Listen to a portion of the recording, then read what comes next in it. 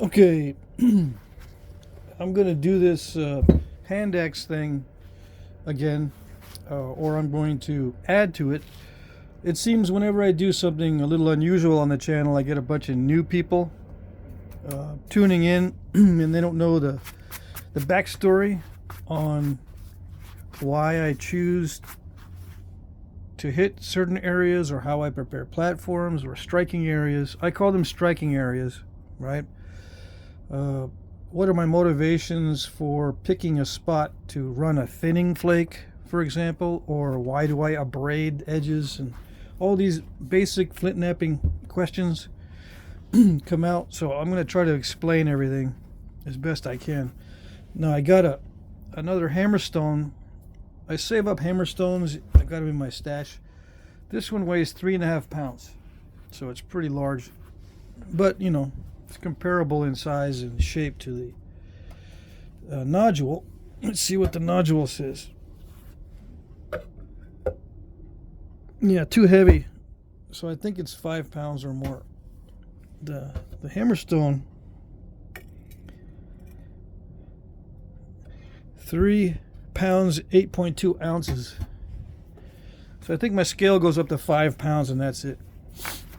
Now normally I don't use big old hammerstones, but I'm going to use it on this one. And I don't use pads. I don't use pads on my legs. If it's a big hammerstone, I'll set it on the ground. Or if it's a big nodule, I'll set it on the ground and use a big hammerstone on it. I'm not going to nap it on a pad on my leg. Okay.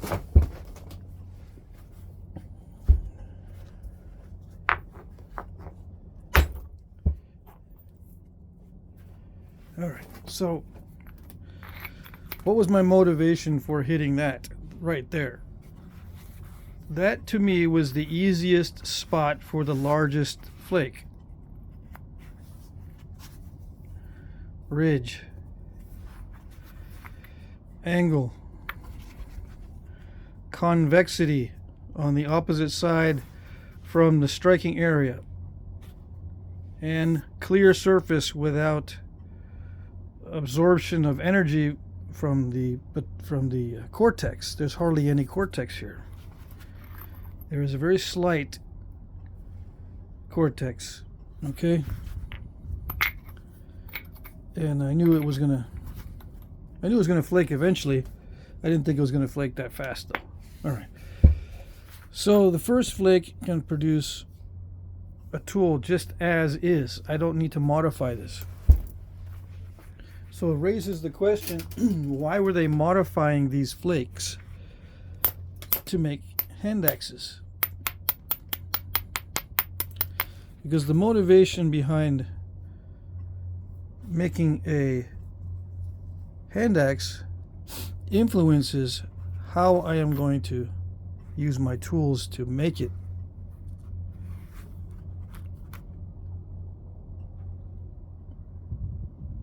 Yeah. If I just want a chopper, I can use one of the existing edges on this spall. If I just want, that's a very sharp edge there. If I just want to scrape, I can use one of these pre-existing edges.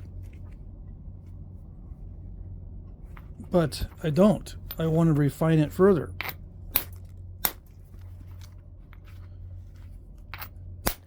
Do we know the reasons why they would refine these further? Because I don't. I'm just speculating as a flint napper. All right. Now, what is my goal in making a hand axe?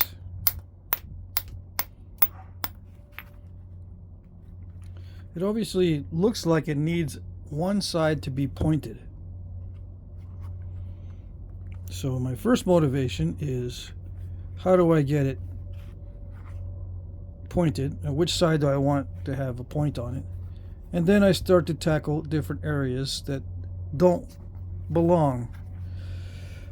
And what I do is, if you have not watched the channel, I have a saying that says, I attack the worst first.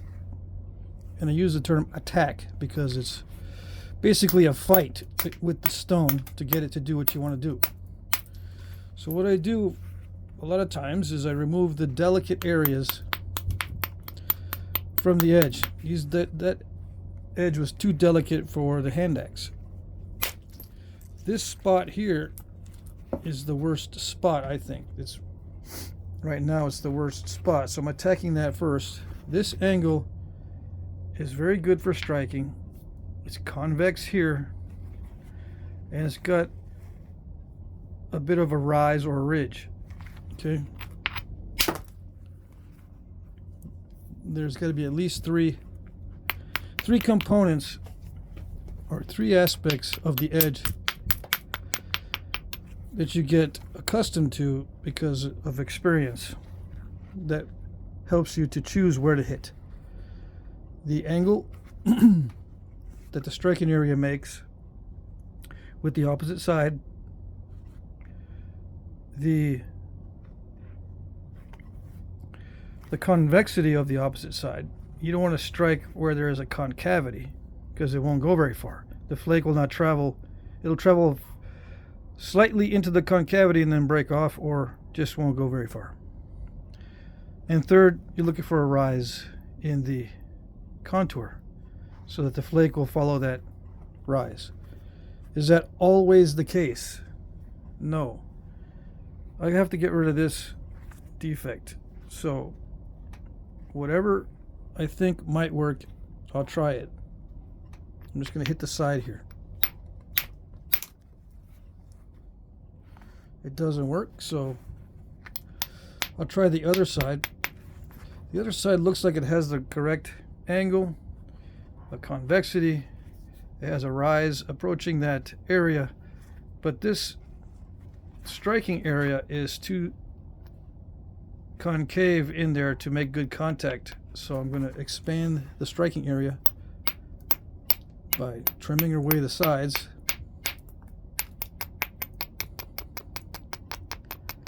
So that I have a clear area in which to hit, one that will not bounce off the sides.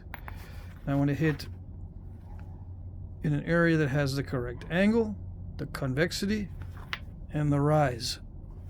The three components. The first strike was a miss strike. It struck too low on the striking area. I should have struck higher, but it's a matter of practice. Okay, I could have removed a lot more if I had hit it properly. I missed, in other words. So I'm going to try again. This time is not going to be as good an opportunity as last time, but I'm going to try it anyway. Sometimes it works. In that case, it didn't work. So we try another area. Probably on this side again. I could feel it crack, but it didn't. Nothing traveled. It just kind of broke up in the beginning. So basically, my motivation is the same every time I strike, with the intention of creating a thin, pointed at one end hand axe for whatever purpose that's for. I think hand axes were weapons, but of course that can be debated with some experimental archaeology.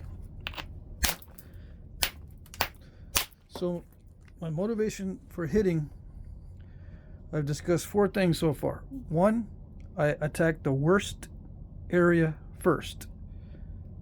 The next aspect is angle of the striking area, the convexity opposite the striking area, and the rise or the convexity of the flake travel or the flake path. This is not a good area to strike if I want a long flake, but it is okay if I want a short flake. I attack the worst first, and then those other 3 components are also a consideration. Now, if I don't see those three components of the edge, I'll have to create that scenario.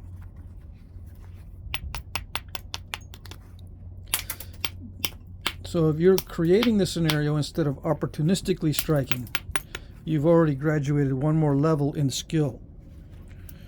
To create a platform or a striking area requires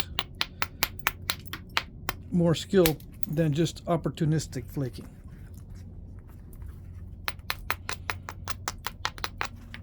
And this abrading, this brushing, this is part of the contouring of the edge to create the three components: the correct angle of the striking area to the opposite side. All right, the convexity needs to be there on the opposite side. You can create that convexity by brushing and trimming, and that will create a convexity because it was slightly concave. It is again slightly concave.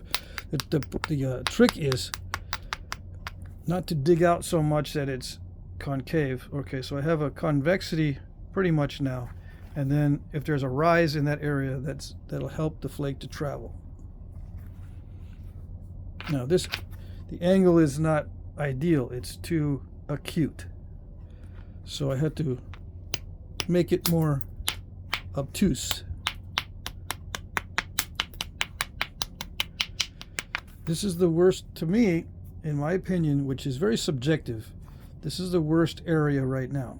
Some people might think this is the worst area. Some people might think that they need to strike this area to go in that way. This is the worst area. For me, I think this area here is the worst area because I don't want to do this later. I want to do this now. Partially because it's experience. It's more difficult for me to work on tips later, so I do it now. It's partially because it's opportunistic. I'm currently just looking at this area now, and I noticed that this is the worst area so far. It's worse than this, in my view, but I can easily switch my mind. I can say, well, no, that's worse. There is no set rule, and I often change my mind during the knapping process. I might think, well, this area is, I should tackle this first, but then maybe I should tackle that first, and I'll make a decision. This area, after trying to prepare it properly, looks like it's not suitable for striking. I got to do something else. Either I have to get a different hammerstone to knock this back, or use a different technique to improve this. This angle is still too acute. It needs to be more obtuse, like this angle here, although this one is slightly more acute than I want also. So now an obtuse angle is greater than 90. I don't want it greater than 90, so I'm not using the correct terminology. I want it to be closer to 90, but not 90. Now this might be almost 90 now, which I took it back a little bit too much, but there's a range. It doesn't have to be perfect. There's a range of different angles that will work to varying degrees. You're not always going to get, or I'm not always going to get, what I want. Every flake has a measure of risk. Every flake produces a result different than what I intend. It's never exactly what I intend. I live with what I get. I work with what I get. There's a range of possibilities for every situation, and there's a range of flakes for every situation. After you gain some experience, you can predict to a certain extent what's going to happen, but you cannot always predict perfectly. It will never happen that you can predict a flake perfectly. because there's always an element of risk because of the inconsistency of the stone. That's why it takes a long time to develop the skill to thin these things down.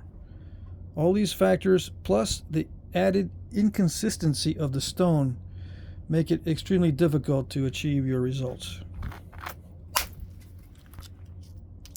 And as I knap, the contour of the hammerstone also changes.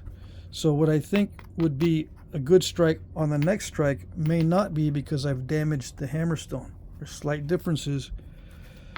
So you just have to live with what you get.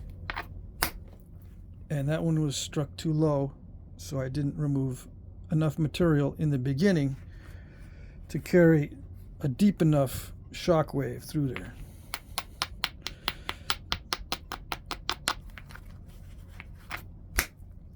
Now, I don't think consciously of these things I'm explaining. These are not conscious decisions. I'm explaining, yes, but what I'm doing is I'm imagining before I strike, I'm imagining what I would do, and then explaining to you what I would do according to my experience, and according to my experience not only in hitting but in explaining the process. It's very difficult to explain the process because it's subconscious, and it becomes more and more subconscious the more skilled you are, and it's supposed to be that way. You're not supposed to think consciously on the actual strikes. You're supposed to think consciously on the overall shape, the overall purpose, the overall time that you're spending, and that kind of thing. But the strike, the thing that everyone wants to know, is the most difficult thing to explain, because the strike itself is supposed to be subconscious. You're not supposed to think about that part. The part that everyone wants to know about, you're not supposed to be thinking about that while you're doing it. Okay? That's why it's so difficult to explain. In the process of explaining it, I will tend to mess up, which means that I'm adding too much thinking into the process. So I have to clear the mind before I strike. So I'm not adding in any conscious interference with the strike. It decreases my efficiency while I'm explaining, but it also misleads you in what I'm supposed to be doing. I'm not supposed to be thinking about this process. The human brain has adapted very well to this sort of subconscious interaction with the stone. Okay? That's how our brains have developed. They've developed in that way so that we have what they call muscle memory and other types of memory that we don't have to think about.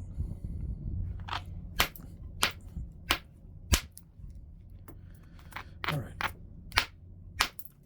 So if you want to know my motivation for hitting that exact spot, I don't know it.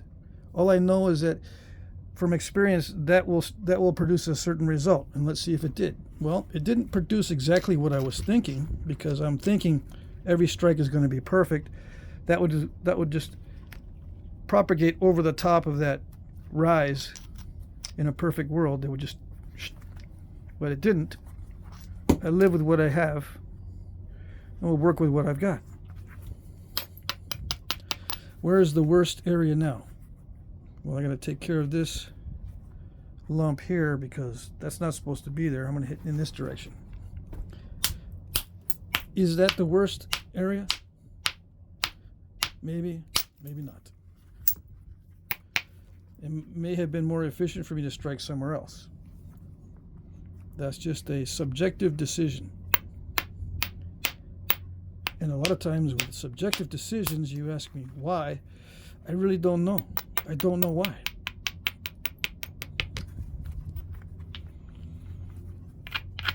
The human brain has a very complex ability to choose. oops, that's a modern abrader. The ability to choose is very complex, I think, because it goes through many different scenarios very quickly, and it'll stop at a certain scenario when something happens and you make the decision. You can force the decision, or you can just let it flow. Like, I can force the decision to stop and look. That's a forced decision. And decide where the worst area is, or I'm going to get rid of that particular thought and say, I don't care where the worst area is. Let's see if I can make it look pretty at this stage. I don't really like this. It's bugging me. I can deal with it right now.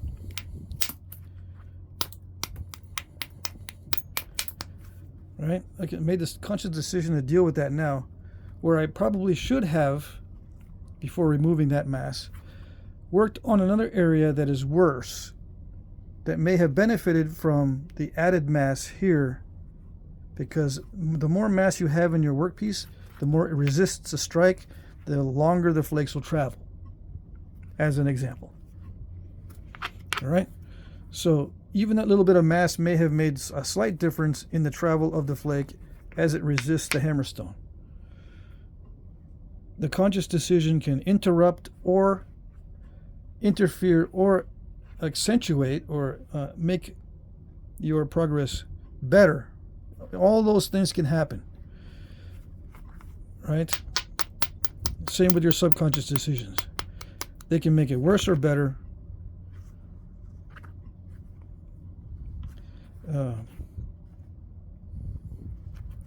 But there's the element of risk pops in, and you really don't understand everything that goes into these strikes because of the element of risk. So trying to explain, the subconscious might know that this is too risky. I'll feel like I'm starting to sweat, but I won't know why. Why does it feel too risky?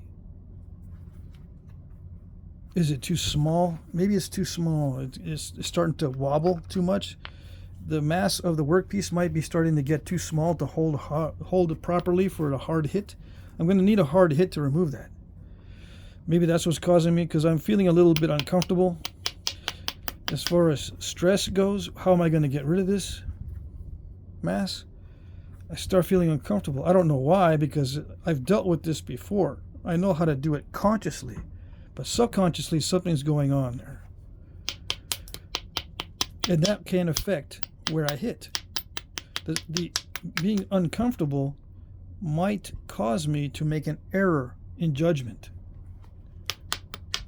where the subconscious actually is aware of something that's not going well. We just don't know what it is.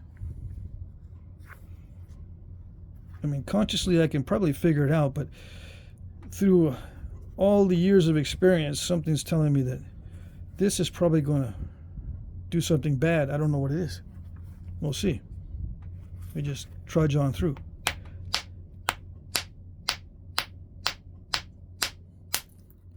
I'm going to prepare an attack on the on this, what we call turtlebacks, the lumps in the middle.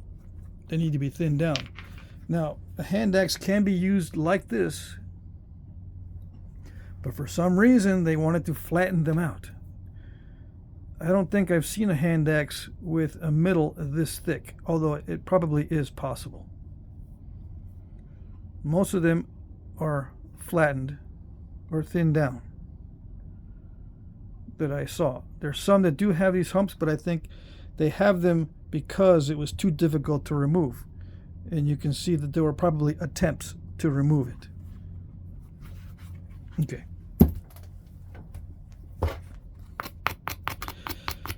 So the three components, it's got to have a good angle. It can't be delicate. I can probably add that in as well. The edge can't be very delicate because it'll just crush away. It has to have a strong enough striking area to initiate that shock wave far enough. It has to travel far enough as well. If it's just a small strike with little energy on the very edge, that shock wave just going to go very shallow and very short and shallow. You want it to go far and deep, especially in this case. Now, this is not an ideal area because it does have some incipient cracks, and it probably will not carry the flake. But the overall shape needs to be preserved, so I can't be sitting here sculpting this very much to remove the incipient cracks without removing the edge and interrupting or disturbing the overall shape. Now, this isn't too bad.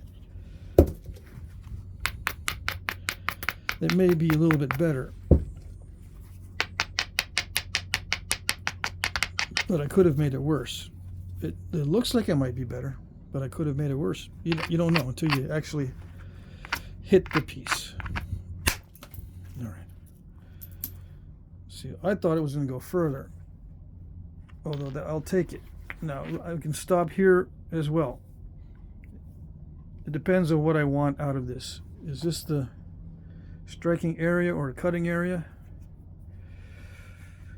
If it is, if all I want to do is maybe pulverize some roots, okay, fine.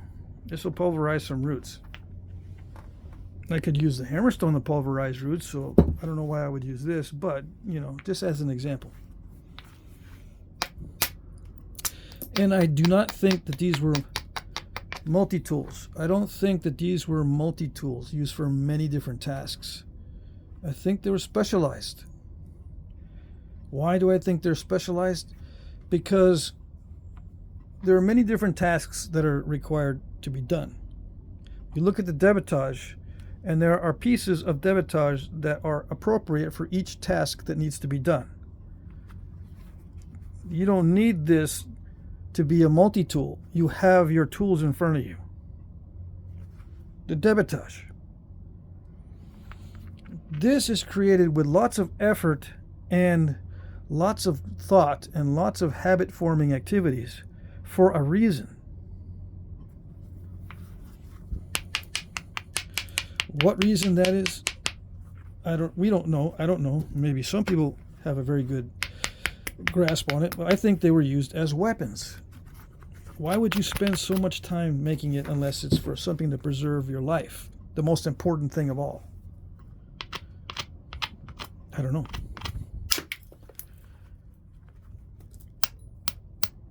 I don't know what else I could think of. And it's very difficult to explain anything while I'm trying to do this at the same time. So it may not be making sense. Sorry about that. It's also kind of late, so I kind of fried. My brain's kind of fried at this point. All right. So I am being successful at reducing the thickness.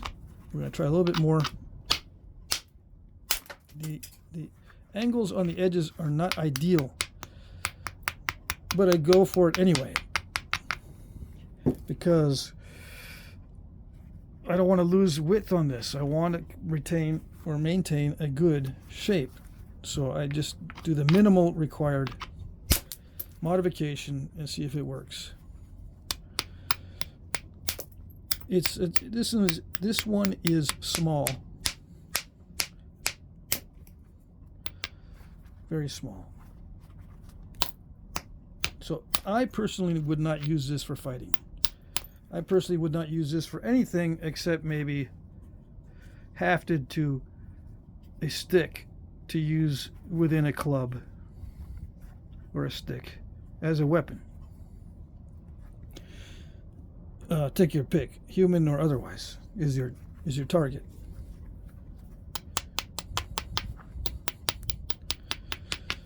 You know,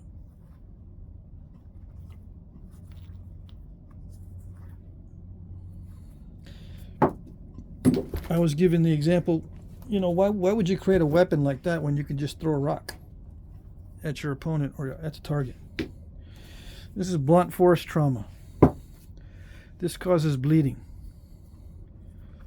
Okay? Blunt force doesn't always cause the kind of bleeding that will kill you quickly. But this will. It'll cause the type of bleeding that will kill you quickly. Alright. And that may be useful, especially in hunting. It's also useful in self-defense. Alright.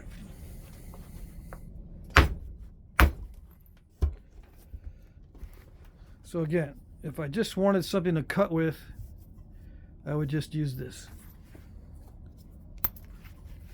No modification necessary at all. Okay? For butchering, or for cutting tendons, or skinning, I'll just use that.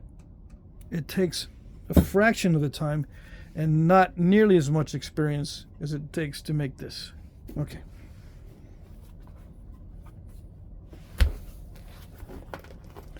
I might be able to hold that in my hand this time.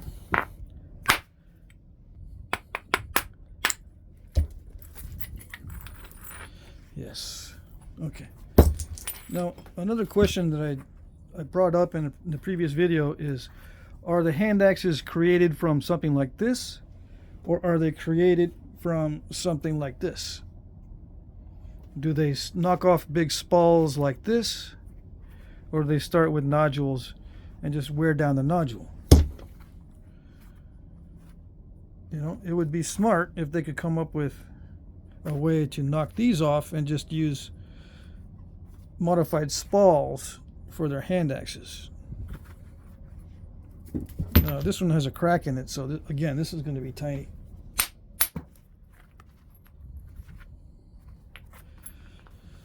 So the motivation of hitting, you have to get rid of delicate areas because they will not allow you to strike hard enough to carry a long flake. Wipe off the delicate areas or get rid of them. Look for the angle of the striking surface compared to the opposite side.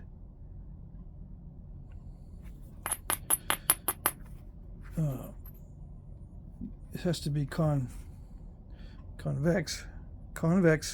and there has to be some sort of rise for the flake path. And then don't think about the actual strike. This is where the experience comes in. The actual strike is not something that is easy to explain because it is supposed to be subconscious,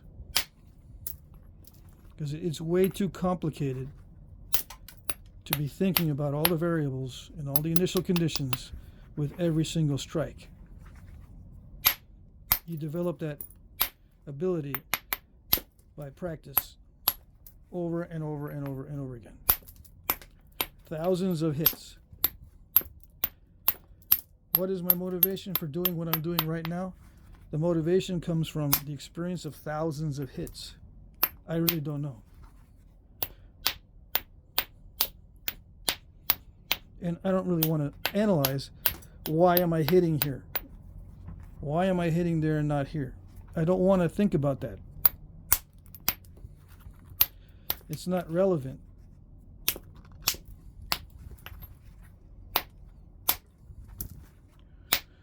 What's relevant is keeping the shape of your tool in mind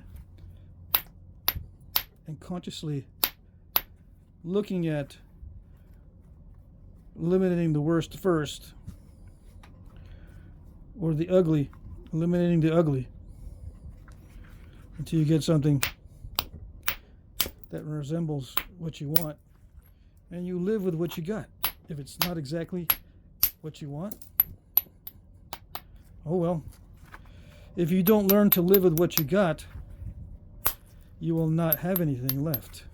You will keep whittling this away forever until it's what we call a briquette.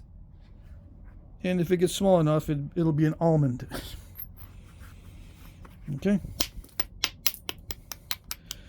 So if these are created from spalls, you can see it's much easier and quicker to create one of these from a spall than it is from a nodule. It's already done.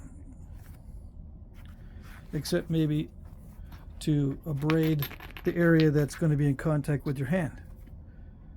Or maybe not. I don't know. I don't know if these were abraded. Okay. So that's enough for that. This was medium to low quality chert.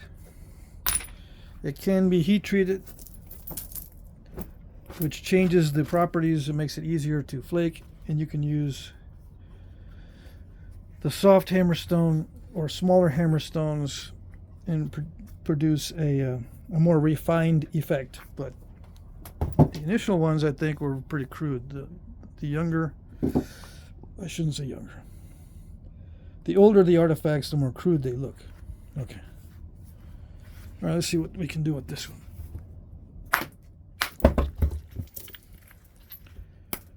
Why do I hit there? I don't know. It's just after thousands of hits, I know that I can hit there and achieve some sort of result that starts to get me toward producing a biface out of this piece. There is some conscious thought.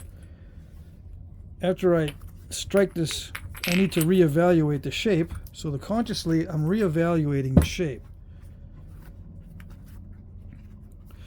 I could hit there, take this off. I could start hitting this and preserve this as my biface area. The plane, the center plane of the biface would be right here. That means all this needs to go away. Or I could say, I actually like this better. The center plane of my biface is here, and take this off. Or I could say, I'm not going to do either one. I'm just going to knock off pieces. This is the conscious part of where is this tool going to lie? Is it going to lie in this area? Is it going to lie in this area? Is it going to be somewhere in between? Am I just going to knock it down and then wait to see what it tells me after a while? Wait for it to start to resemble something like this? Maybe, maybe not. Maybe it's just totally useless in my mind and I'll chuck it out eventually. All this is the conscious parts in the beginning. I think that I can get a biface personally out of this plane here. This looks like the largest area to work with, but it could be an optical illusion. This area might be the biggest biface potential, right in through there. I think it's going to be here, but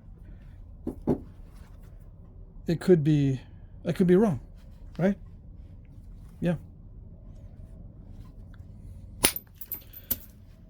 The motivation may not always be correct.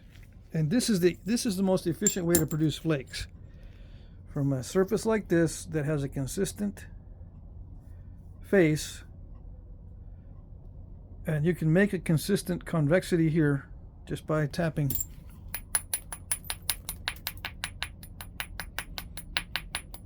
You have a convexity opposite the striking area, and you look for a rise. Like right here, this is a good rise that a flake can travel. And we'll see. I hit too low. When I hit too low, it doesn't allow the shock wave to go deep enough to travel. It just exits quickly. The shock wave exits quickly if I don't have enough meat, as I would say, in the striking area. I needed to have struck higher.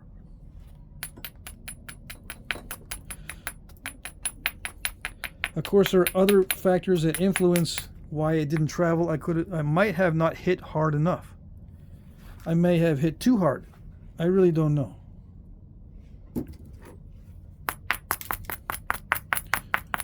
In that particular case, I don't know why it didn't travel as far as I was thinking.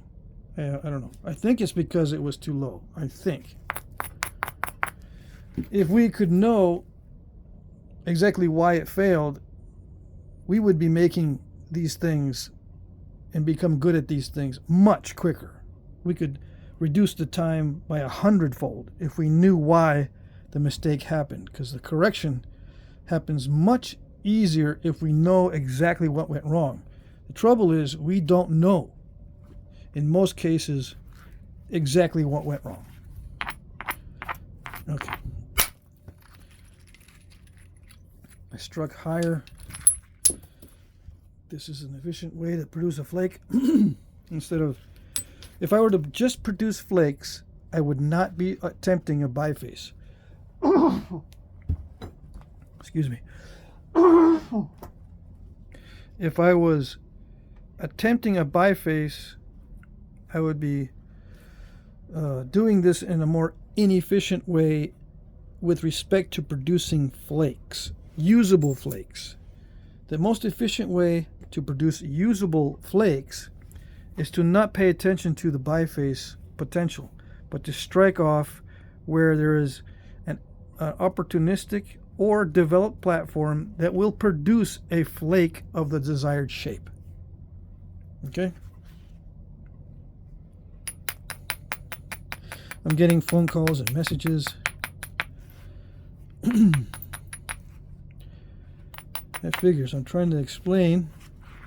I'm getting more phone calls and messages in the past 30 minutes than I have all week. So I may have not explained this very well. All right.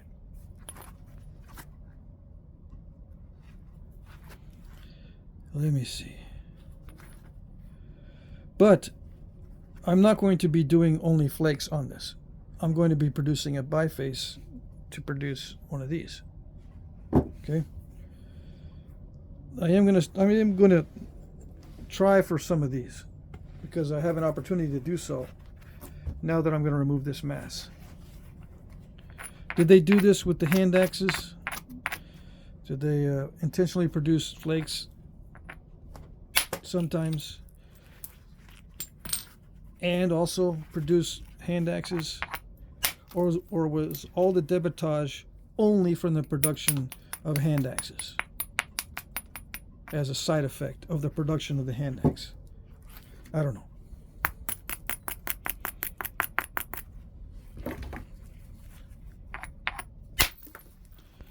It could be the hand axe is a modified expended core.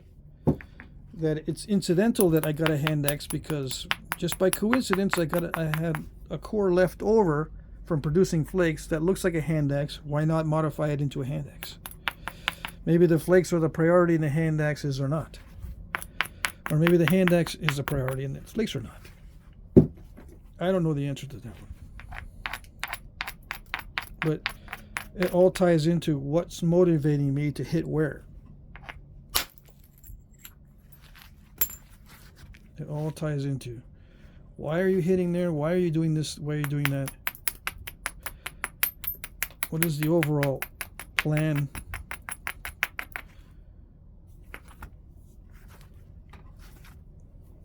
The individual strikes are not something that are easily analyzed. Like, why do I hold the stone like this instead of like this? Why do I hold the stone like this instead of like this or like this?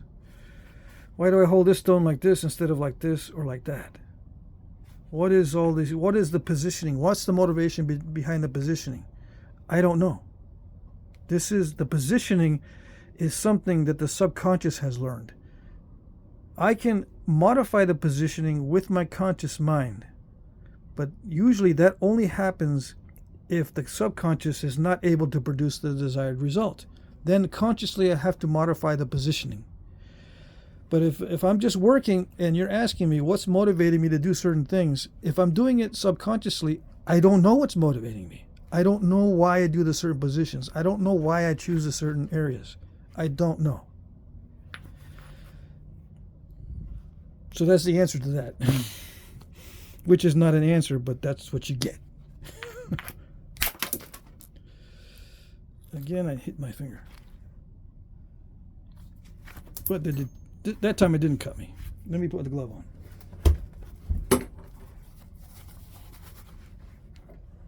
Okay. So yeah, a lot of times the newbies want to know why. Nappers, they try to explain why. Why now? Why do I hit this now? I don't know why I hit this now. Why didn't I hit it earlier? I don't know why I didn't hit it earlier. I'm not thinking about it. You might say, well, you just told me there's a strategy in doing all kinds of stuff. Yeah, I know, but the particulars the minutia. I don't know. The overall plan, yeah, I've already told you the plane of the biface is there. That's the overall plan. Remove the worst first. Okay, that's it. The minutia of why the positioning and why the edge like this, why do I do this, why do I turn it around and turn it over, I don't know.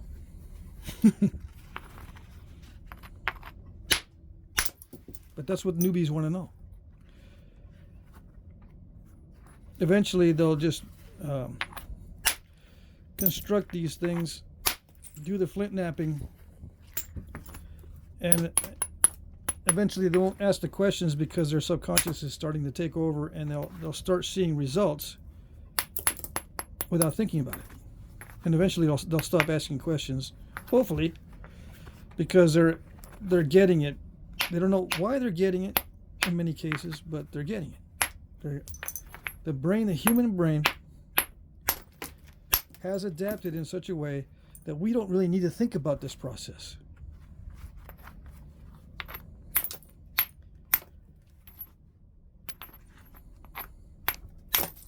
Which is pretty great, the way the human brain has developed.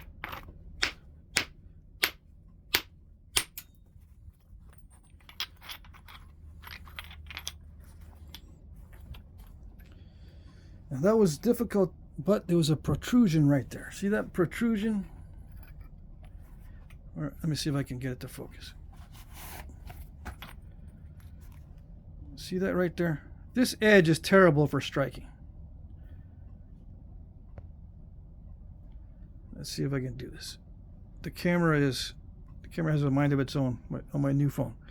All right, see that protrusion? It's a slight rise right there. Instead of having a perfectly flat, there was a rise. I was hitting that rise, knowing that I would be causing some incipient cracks. This was a conscious decision to hit there. The worst first decision was subconscious. I knew I had to hit that, but the conscious decision was hitting that rise right there to get the flakes to initiate right there so that everything else would follow. My subconscious did not decide to hit that particular spot. It wanted to hit this spot in general, and it was positioning everything properly, but that spot there was a conscious decision. And I kept hitting it right on that spot, hoping that would crack it, and it did. Okay. That one I can tell you about. So if I can tell you about something that was a conscious decision, I will do it.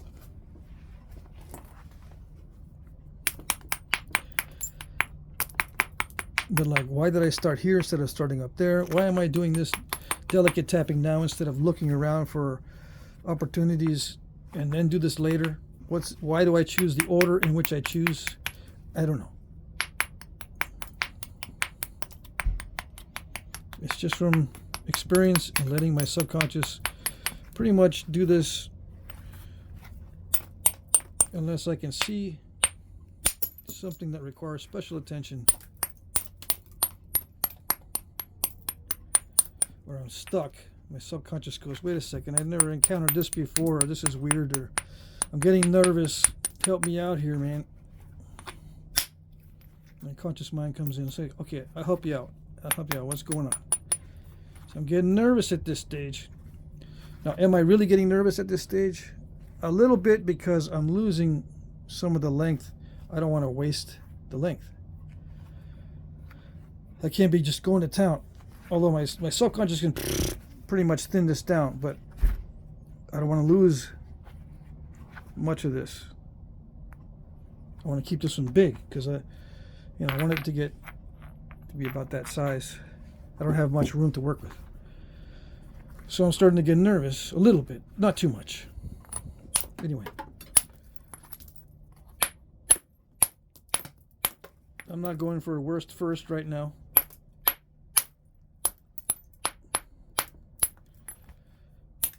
But that is a rule of thumb. Normally I default to worst first, but in this case I'm looking around to see if it's all consistent, because if this is nice, if this is all correct, if it's not nice, I want to know. Is it worth preserving this part? Because it might have cracks like that. I need to check. See that? That's not good. So I may have to lose this whole part there.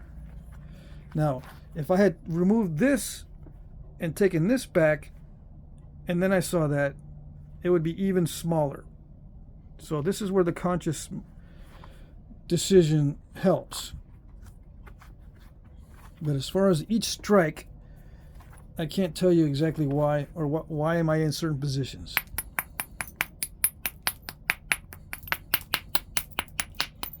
Or why I decided to start doing this. I don't know why. I probably should, if I think about it, do it up here to see what I'm going to do about this crack. But I started to do this down here just subconsciously. No, I should probably start to focus on this. How deep does that crack go? It looks like it does not go very deep. I may be able to get under it and preserve my width. And I know this is a good opportunity to strike this way. So that's why I started to tap this side.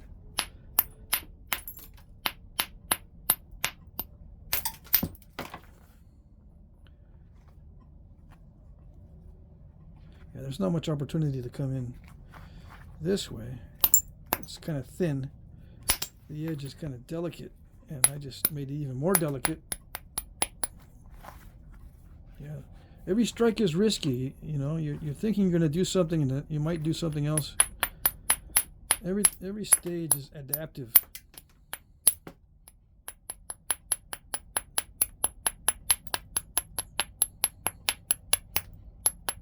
And changes of mindset happen a lot. I'm not always with a steady mindset.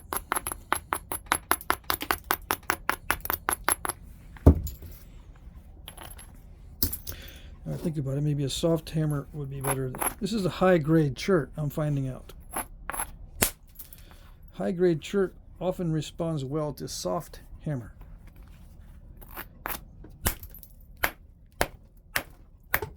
But apparently, the high-grade chert is eating this Hammerstone for lunch. I think I just lost 1/4 of an inch off of it right there. So, go back to the hard. Now, is this a good striking area? Nope. Why am I striking on it then? I don't know. If I think about it, I need to make it look better. My subconscious was just goofing around there, or just getting impatient or something. Let's see, will this work better now? Maybe. Not really. I can't get enough of it to grip. I think. I don't know exactly why it didn't go.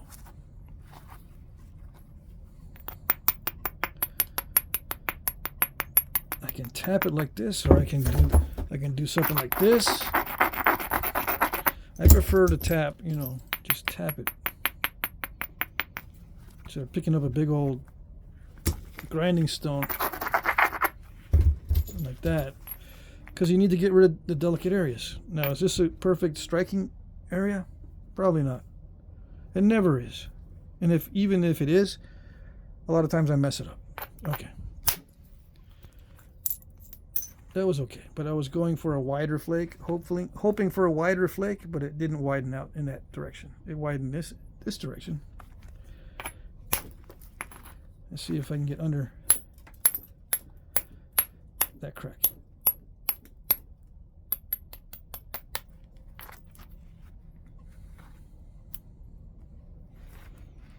Looks like I did. Looks like I got under that crack. There's no more crack there, so I can stop here if I wanted to. If all I want is the point, if that's the goal, is the point, I can stop here.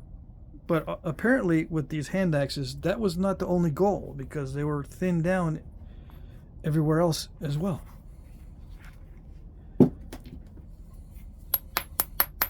We can kind of understand what they were trying to do just by looking at the shape. A lot of it, yeah, is incidental and chance. But it does give some clue if you look at the obvious things. Obviously, they wanted this end thinned down, not only the point. So that was important for some reason. We just need to try to figure out the reason why it was important. We don't need to figure out what's the motivation of these positionings and these little chance takings, and what are the particulars of which one do we choose to hit to obtain the thinness. All the minutia won't tell us anything about why they thinned it down here when they didn't need to, because all they wanted was the point, right? This tells us they thinned this down because they wanted more than just a point. And this little minutia details about how you do everything are not relevant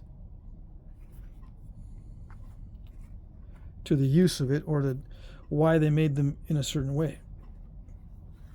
Some people will say that the stone, the properties of the stone are such that it won't allow you to do certain things, and that's why there's a shape to this.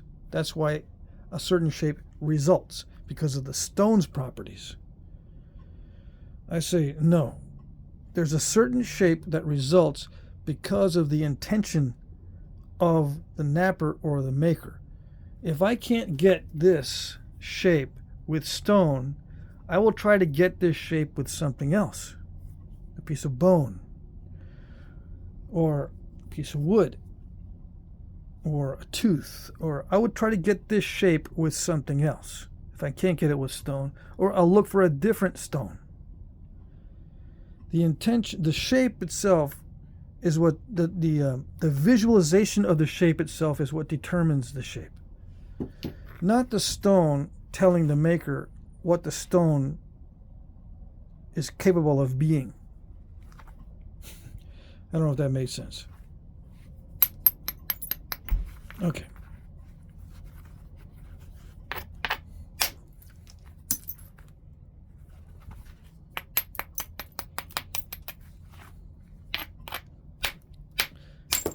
Now you might say, well, if you can't thin it down, it doesn't matter how thin the maker wants it to be, it's not going to get thin. Well, if it's thin enough to live with, the maker will live with it. If it's not thin enough to live with, the maker will toss it and make it out of something else. If he can live with it, yeah, the stone did have a little bit of a victory there and decided some of the things. Yeah. But it has to go through the approval process, so to speak. Okay. I don't know what will work better, soft or hard in that particular case. To remove a flake there. It was safer to use the soft one because it's getting thinner. It's getting thinner, right? Radial cracks can develop, especially with hard stones. Through experience, a harder stone, when you smack it, will produce a radial crack quite often. Why? I'm not sure about the physics, but it does. And you don't need to know physics to know that that happens on a lot of occasions.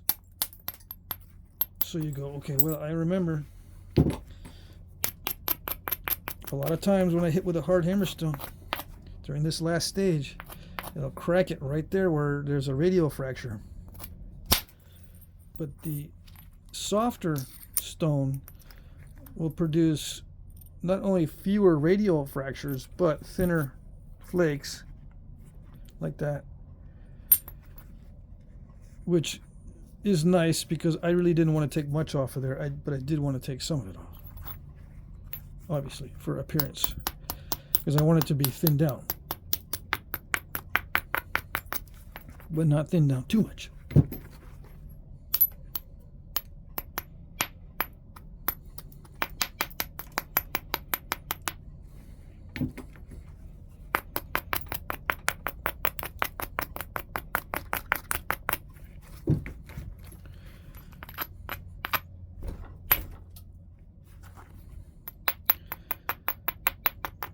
Now, if I'm not successful, I will try to modify the edge to make it look more ideal, I suppose.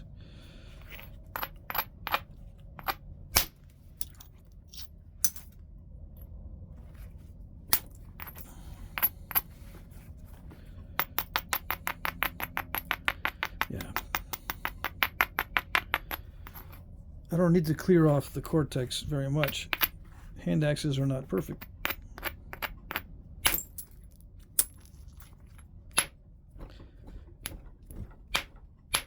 Now we can go back and forth and argue all day about, well, the stone is telling you what to do if you obey any of its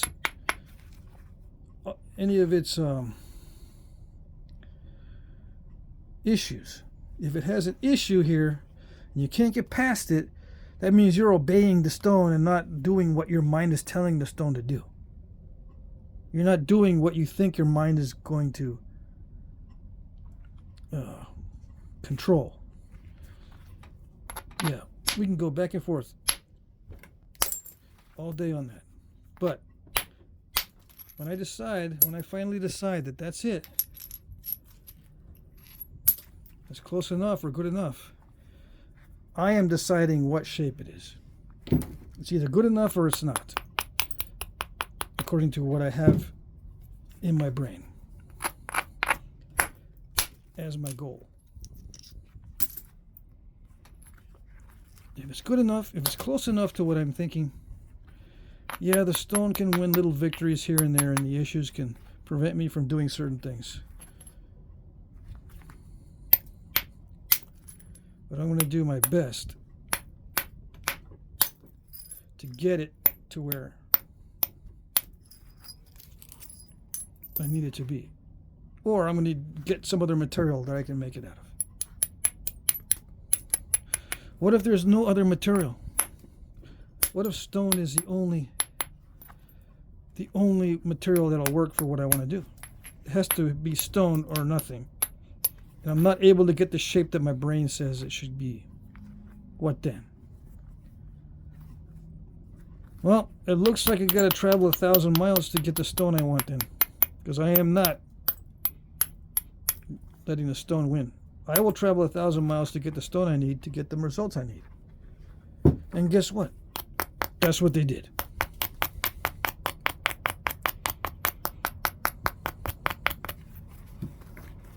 Okay.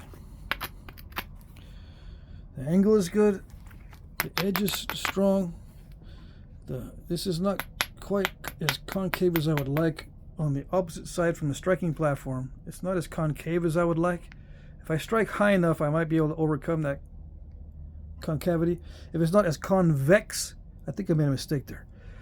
If it's not as convex as I like, I can either hit higher to overcome that concavity, or I can modify the edge a little bit more. But you remember the components of these strikes. The angle has to be just right. The convexity opposite the striking area has to be just right. There has to be a rise. There doesn't have to be, but there should be a rise for the flake path. Okay, and the positioning is something I don't think about. The arc, the point of impact, all that, I'm just gonna I tell my brain it's gonna have to be kind of high. I can't judge exactly where it's gonna hit. I can try. The flatness helps because it makes it more of a no-brainer. No matter where it hits, it's hitting on a flat. If it's round, if it hits there, it has different properties than if it hits like that. It's different properties if it hits that way. See how it affects the crushing and the impact depending on where it is I hit on this round surface. There's a lot of variability on what happens physically. That's going to produce a different flake than that, just because of the contour. If it's flat, it doesn't matter. The only thing that matters is there's a slight deviation in center of mass, and that angle, that vector of force is different. But as far as striking area, This is a no-brainer here. I have variability. So that's why a flat spot is useful.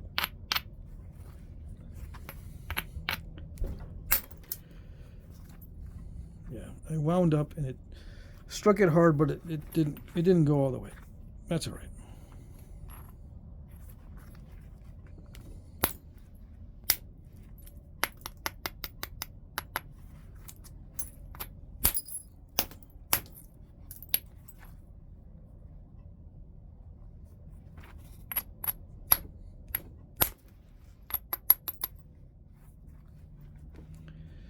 I'm still getting messages, emails. What is up with that?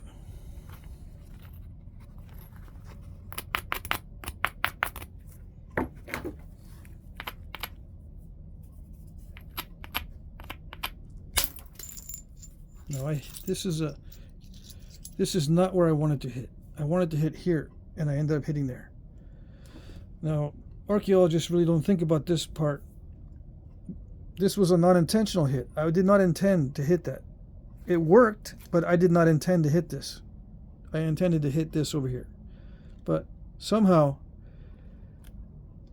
the positioning was not correct, and I hit that with the corner of this. That's what I think happened. The rest of it smashed through this area, and I just happened to clip that just right to remove the flake. This was unintentional. So that's unintentional. But it's okay. No big deal. No big loss.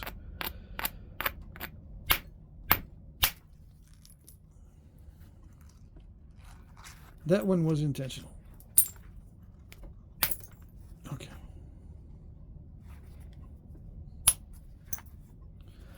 Most of the time, if there's an unintentional strike, it is bad.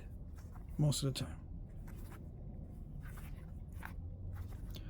I don't know if I should leave that. I don't think hand axes had cortex near the tip.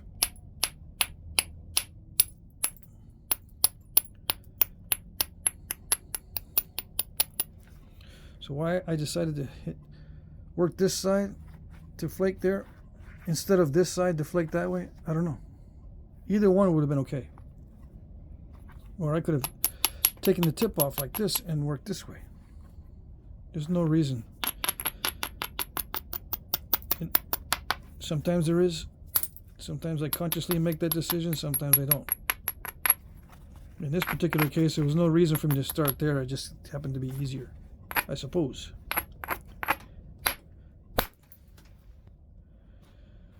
Let's see. Yeah. That worked okay.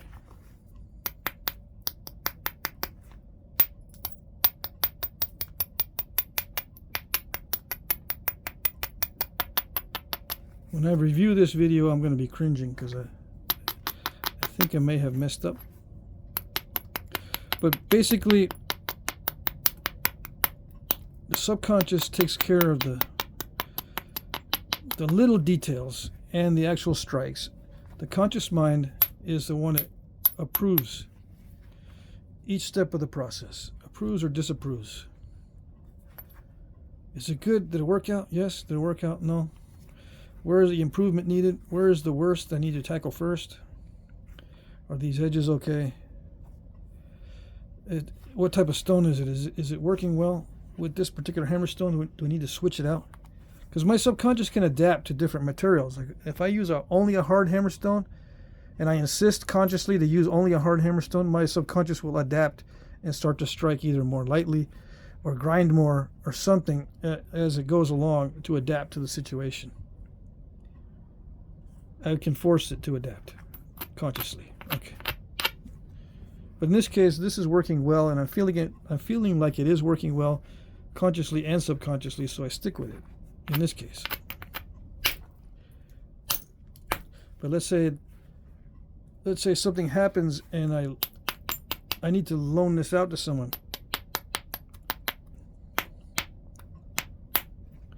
Or I borrowed it from somebody and they were crunching nuts with it They go, hey, give me back that. Don't be napping your rocks with it. Okay, here you go. And then now I got to use a hard one.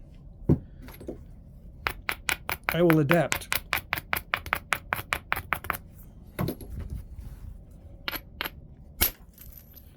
Yeah, I can try to use the hard one. I won't like it, and I'm not going to because I'm not going to like it. Probably. I don't know. Probably won't like it. I'm already in the zone with this particular stone. In the zone with this stone.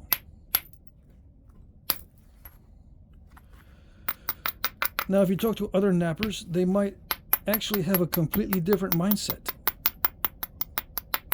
They might feel that everything is subconscious and their mind is just watching. Their conscious mind is just watching. They might feel that way. Or they might say, every single, even the minute motions are consciously made. I make corrections. My brain is that powerful, I can make corrections consciously to everything. And I remember everything. I remember how I took that flake off. I remember how I took that flake off. I remember trimming this. I remember every step of the process. Some people's brains are that powerful. Not mine. I don't know how I made that flake, except with a hammerstone. I don't know how I don't know the story behind that. I do tend to remember that that one left that kind of scar there, which worried me. But I don't remember a lot of these flakes. Some people do, and some people will tell you that I'm full of crap because the way he naps, everything is conscious. Everything, every minute detail is thought about. I don't nap that way. I'm assuming some people might, but I don't know for sure. I'm assuming that's a possibility because I don't want to leave anything out. But I'm just telling you that I don't nap that way.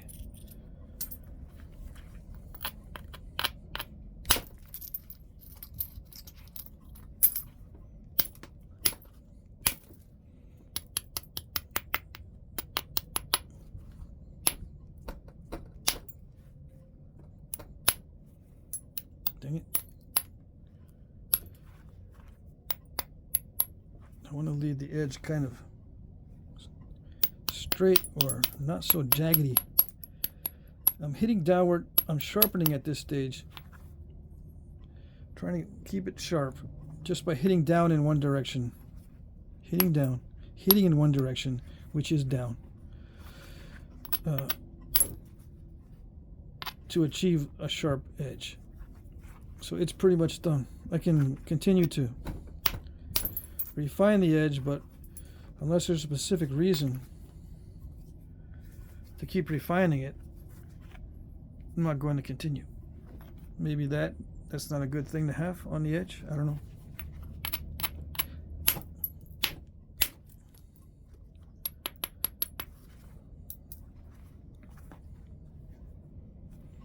You know, these edges could be used for sawing, but sawing takes such a long time with this kind of stuff. With a biface, sawing with a biface, it works, but it takes forever. I'd rather saw with something else. Or split. I'd rather split than saw. Or, you know, steal the wood that a beaver has already cut down instead of trying to saw through something. But if I'm sawing like a shallow groove, then yeah, biface is good. But if I got to saw something totally off, no, doing it with a biface takes forever. But it's possible these could be used as saws. I mean, I'm not saying it's not, but I wouldn't use it as a saw because after a while this gets dull. And if mostly what I have is hammerstones to sharpen it up, it's going to get really small really fast. So my goal, if I want to cut with this and use it as a weapon, I use it only as a weapon. Because what I want to do is slash the opponent or slash the animal, slit the animal's throat or whatever, maybe it's in a trap or whatever. Do something with this specifically and keep it that way. Don't use it as a multi-tool. Don't go over there and try to pry open oyster shells with it and break off the tip. Or don't go over there trying to drill a hole in the wood and then make this all dull and I have to keep knocking it back to keep it sharp when I get into a fight, and then end up with this because I've been prying open oysters. No, this is a dedicated tool for a certain purpose, in my opinion, because the cost of modifying it so that it stays sharp is very high. You don't want to mess with it. You lose a lot. When using Hammerstone, you lose a lot of the edge when you resharpen. Now, we can get into using antler, but if we're looking at 500,000 years ago, how many people were using antlers to modify these? I don't know. Probably not many. These things were used for hundreds of thousands of years in basically the same shape. It didn't start changing shape until much later. Much more recently, I should say. Depends on how you look at the time scale. We didn't start doing refined bifaces until much, much more recently. All right, so that's it. It's over an hour. I consider that a hand axe. I could refine it a little bit better, especially if I was needing a more sharp tip. I would, peck at this a little bit better. Maybe with the harder Hammerstone.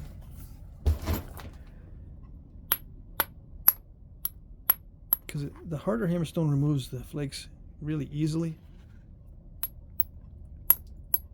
You can peck minutely. Yeah. And leave it really, really sharp in there. Yeah. That's sharp. Yeah, so if I wanted to open up something. Let's see. I bet you it's still not as sharp as a flake, but we can try it.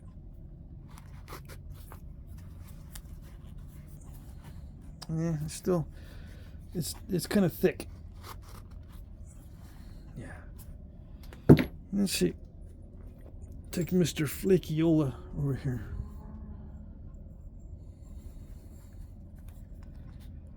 Let's do a clean spot. Much easier, much better, and much faster. But if I was fighting somebody, I wouldn't look too scary if I just had this in my hand. And I'd probably cut myself with it. This one, on the other hand, not only can I slash with it, not only will it hurt if I, hold it like this and hit down like that, but it looks scary. If I'm holding this, I think there's less chance of someone messing with me if I was holding this, even though this can probably open you up or open up the animal very easily. It doesn't look scary. This one looks scarier, which I think is important. Yeah. All right. So I hope that was a better explanation on the motivations and a little bit of insight into how I knap. If you have questions, any more questions, you can ask in the comments and that sort of thing. I'll try to answer them. Some subscribers already sent me links to do research, which is perfect. Yeah.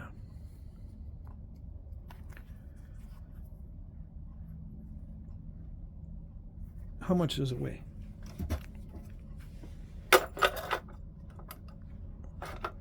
Did I weigh that? It was more than 5 pounds, right? No, I don't know. To start with, it's 5.8 ounces. 6 ounces. Let's say it was 5 pounds. It is now about 6 ounces. Okay, so you can see how much waste. What I call waste, this is from 2 different nodules. So, let's see.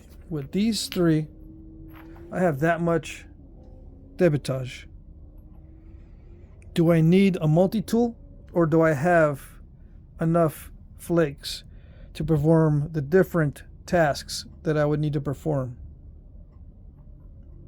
I think I have plenty of flakes to perform the tasks that I need to perform without making this into a multi-tool.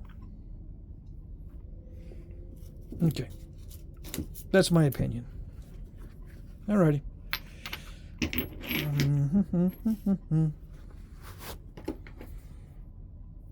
Okay. Let's see. Yeah, that's it.